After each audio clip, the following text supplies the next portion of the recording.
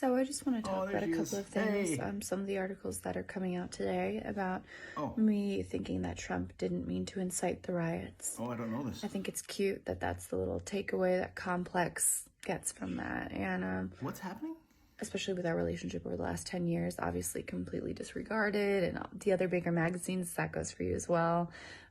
I get it. Okay. I have something to say, and I don't just show up giggling and talking about my hair and my makeup. I was asked directly political questions for over 40 minutes by the BBC Radio 1, and I answered them, and I said, Oh, you when did that someone interview. is so deeply deficient in empathy, they may not know that they're the bad guy. And that may be a controversial opinion, but don't make the controversy that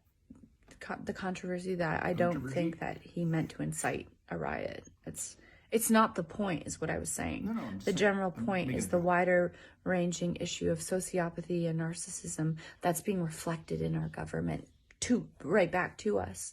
And what we've seen in in the pandemic is the second epidemic. And I talked about this for 10 minutes. And I said to Annie Mac, this is the takeaway for me.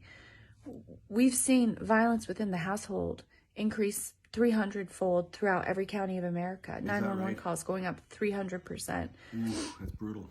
Because of issues of delusions of grandeur between one partner or another, and the violence that stems from that, and the chaos.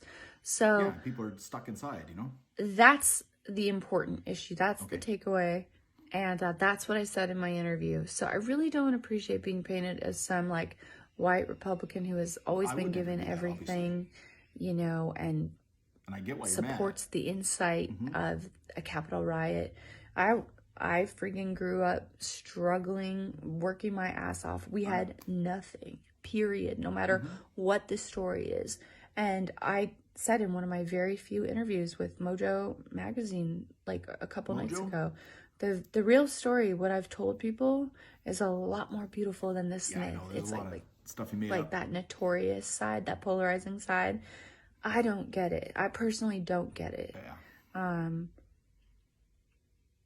Oh, did it freeze?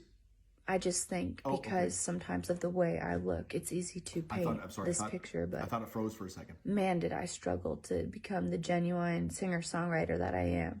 And I want to say that people do not last a long time in my workplace. No. They don't. No. Ask Ashley Simpson. It's fun to tear people down, but it really discourages them from, moving on to their next project. But thank God, I already know what I'm doing and I'm not going anywhere. Well, so I just want to remind, magazines like Complex or bigger platforms like Tone Deaf and things like that, that it is actually important to talk about inclusivity if people bring it up. So I address it. Okay. I could stay quiet, but why? To let you write my story all over again? No. This is my story. I'm telling it. Yeah. I've told it through my music. Hasn't all been pretty and easy, but no, you worked hard. You didn't work hard. I'm the wrong person to come for when it comes to not being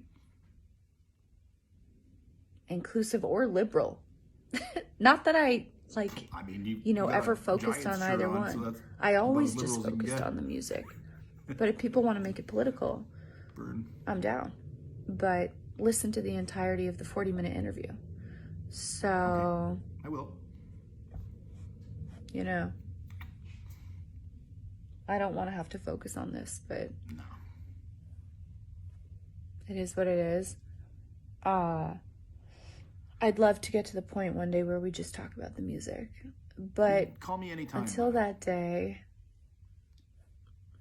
I want you to know my story. I don't want you to know what people write about and take.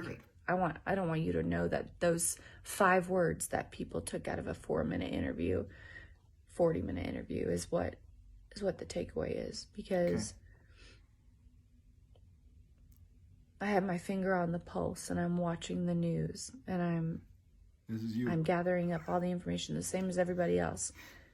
And I was deeply concerned about the storming of the Capitol. So, fuck you. What? Did you... Lana?